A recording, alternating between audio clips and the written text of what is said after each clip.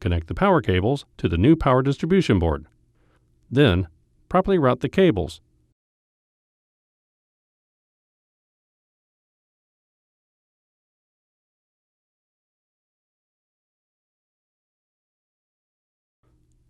Hold the power distribution board and position it to the power supply cage.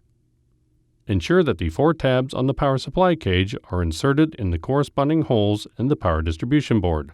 Then push inward.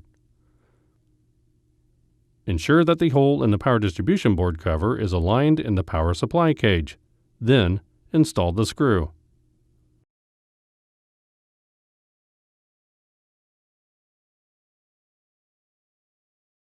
Install the server cover.